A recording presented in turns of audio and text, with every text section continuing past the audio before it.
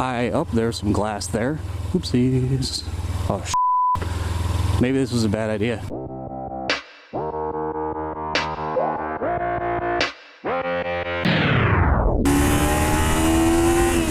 Hey, Moto Sinners, MotoCynical again, and this is my second moto vlog. It's gonna be a little shorter than usual, maybe, we'll see. It might end up long, who knows. So, the other day, I was at a wedding, and I met a guy who had just bought his first bike. It was a GSXR 750. And of course, I had some beers in me. I wanted to ramble. I wanted to give him my advice. Advice from a slightly more experienced rider. You know, I'm not a pro, but I know some things that were valuable to him. And it kind of made me think, maybe I know some things that might be valuable to you guys. So, let's talk about that. So I want to give you guys 5 tips for a beginner motorcyclist that you might not think of or even know of. These aren't like a top 5, these are just 5 I consider important. Hopefully you guys agree. So tip number 1, do not set your bike down, like don't use your kickstand on soft ground. I never thought about that until one day I was lubing my chain. Didn't have a stand or a jack or anything, so I would just spray my chain, roll it forwards like a foot, spray my chain, roll it forwards like a foot. Well, I didn't realize that I had worked my way towards some soft ground. I put my kickstand down so I could go put my chain lube away and whatnot, and I heard a crash. I turn around and my brand new, only a few months old, 2017 Kawasaki Ninja was laying in the gravel. My brand new bike was on the ground. The kickstand had sunken into the mud that I parked it in, and the bike hit the ground. That's something I never thought of until the day it happened, and I really wish that it didn't happen. I really wish somebody would have told me that. Hopefully, that's given at least one person a tip that they might not have thought of, that they should probably know. Like I said, it's simple. Don't park your bike on soft ground. And additionally, hot asphalt could be an issue too. One of my buddies has a nice custom chopper, and our first ride together, we parked on some really hot asphalt, and he was having the same issue, but his kickstand was actually sinking into the hot asphalt. I haven't seen that happen since, but it's a thing. So just keep that in mind. Second tip. Pretty similar to the first. Don't forget to put your kickstand down. I just about a month, actually not even a month ago, I was in a hurry to take a quick photo in a place I shouldn't be taking a photo of my bike in. So I got off the bike really quick, went to set it on the kickstand, and realized my kickstand was not down. I was able to wrestle my bike back up. It didn't hit the ground this time, luckily. This time I was on asphalt in the middle of the road, and it was 1 o'clock in the morning. But yeah, so I've been riding for 2 years, well, over 2 years, and that's never happened until about a month-ish ago. Never thought it would happen. Thought I was past that, and turns out I was not. So keep that in mind. Well, I'm gonna get gas here really quick. Looks like we need some fuel, some petrol, as some of you might call it. Don't forget, everybody, get you this sticker on Teespring. Just saying. Feels so awkward having the camera on at the gas station. Oh, cool. Now we're done. Let's get back to business here. Actually, let's go this way. Let's have some fun, shall we? Let's go play on the back roads a tiny bit. Alright, let's go play over here really quick, actually. Let's have some fun. Okay, oh gosh, lost my train of thought. I had a ticket to my train of thought, but I lost it. Haha. Let's go play in the dirt, shall we? Just rained yesterday. This might be more fun than I thought. Forgot about that. Oh, so tip number 3. Yeah, tip number 3 is a simple one. Once again, never thought about it till it was a problem. Don't leave your gear out overnight. So last summer I rode my bike a lot more than I do this summer. It was still super new and exciting to me. I mean, it still is, but even more so last summer. But well, let's see, let's go right here. Oop. Yeah. But so last summer there's some glass there. Oopsies. Oh, maybe this was a bad idea. No, I used to leave my gear out overnight on my bike for convenience purposes, so I can get back on my bike sooner. Oh gosh, is this a good idea on the Ninja? I really don't think it is. That's for the views, I guess. Oh god. Oh man. Good thing I have a brand new tire. No, but so I used to leave my helmet out overnight, my jacket and stuff on my bike, because I knew I was going to get right back on my bike the next morning. And it usually wasn't an issue, but one night it was. Long story short, I put my gear on, started riding my motorcycle.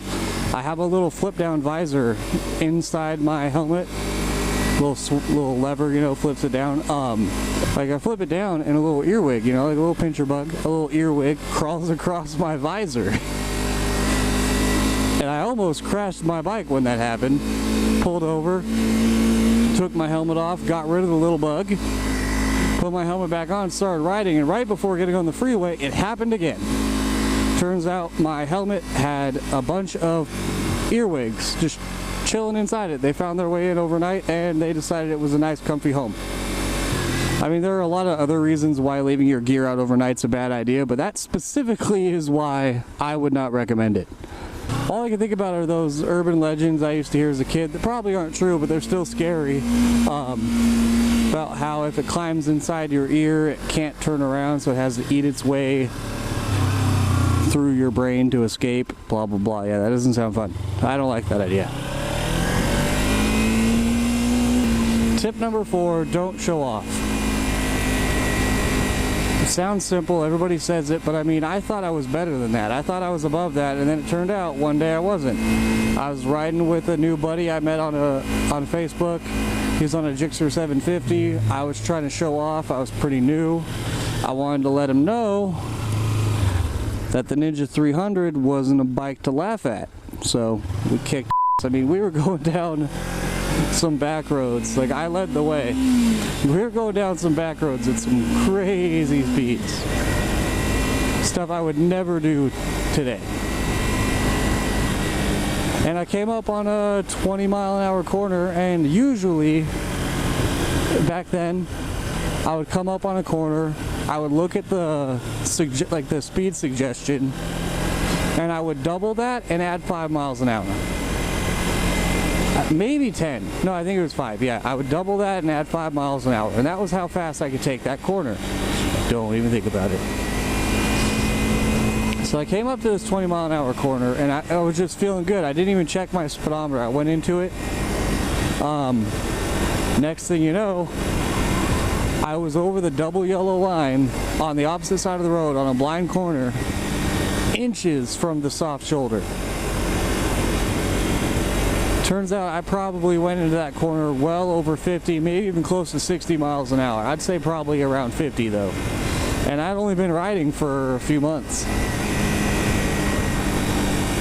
It was literally just complete luck that there wasn't a car coming around that corner, because that would have been really bad, both for me and for the drivers, like both for me and the other motorists that I put at risk by doing that.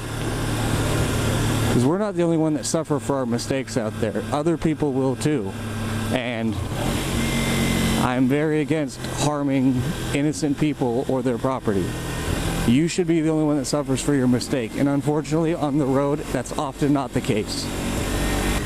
So my fifth tip to you guys has to do with motorcycle maintenance. I mean, you should just always take extreme care in motorcycle maintenance.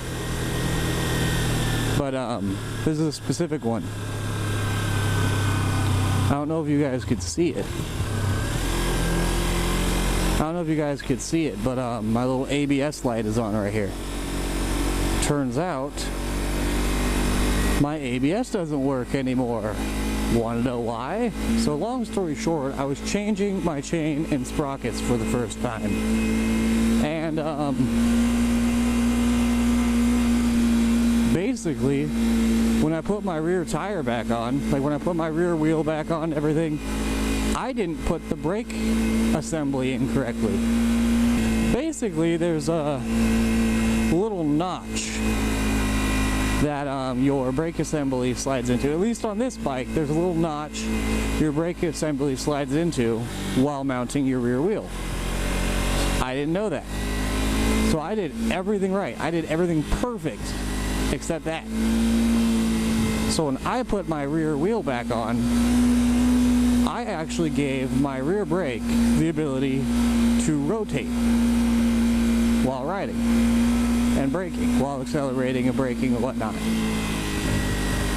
I don't have to tell you guys how detrimental that can be. And I went months, I think I went months without ever realizing it, because nothing weird, I never felt anything weird, nothing ever happened really, until one day the ABS light came on. And I didn't think much of it. I hadn't ridden my bike in almost a month, and I was like, oh, whatever, maybe that's always been on. I just, you know, it's nighttime right now, maybe it just stands out more. Maybe I didn't notice it. Ew, that was a terrible shift. I'm sorry, that was gross. My bad. I apologize. But no, so, you know, I just went on with my ride. Well, as people who have followed my social media likely remember, that was the day a bear walked out in front of me on my bike. So it turned out I had essentially let my rear brake assembly and all that good stuff rotate enough to the point where it snapped my ABS sensor right in half. So my ABS no longer worked. Pine needles. So my ABS no longer worked. I didn't know my ABS no longer worked because I was an idiot. I thought the light meant it was working, and I had just never noticed it until then. Oh man. But yeah, so I slammed my brakes going down a hill, like on a wet road at about 30 miles an hour with a bear in front of me at 2 o'clock in the morning, and my back tire locked for the first time ever. And the bear moved out of my way. I did not hit the bear, but because my back tire locked unexpectedly, I almost crashed anyways. I got some pretty sweet wobbles after that. Little tank slapper action. I wish I would have had my GoPro on back then. Hope that never happens again, but if it does, I hope it's on camera. So those are my 5 tips for beginner riders that they might not think about. It's not the top 5. In fact, I would like to hear your guys' opinions in the comments.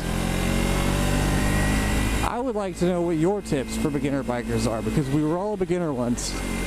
And I, by no means, am a professional. I, by no means, have the best advice.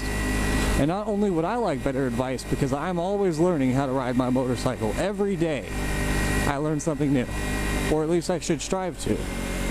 But also, also for my viewers, anybody who's going to watch this video, I want that resource to be in the comments. I want better tips than the ones I have in those comments. So, Other than that, yada yada yada. Check out MotoCynical.com to stay up to date on the latest MotoCynical news and blogs and other great content. Check out my Teespring if you want to support me financially. I'm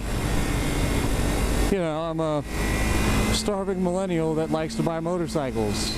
I would love your money. And other than that,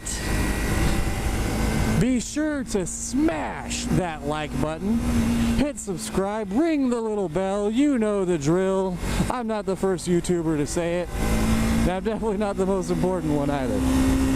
So you should do those things, both so you can see my future videos and also to fuel my extremely fragile ego. Every night, I check my YouTube analytics and I cry myself to sleep. It's the only way I can get sleep, actually. Let me sing you the sound of my people. This is MotoCynical signing off. Ride safe, ride cynical, and have a great day, everybody.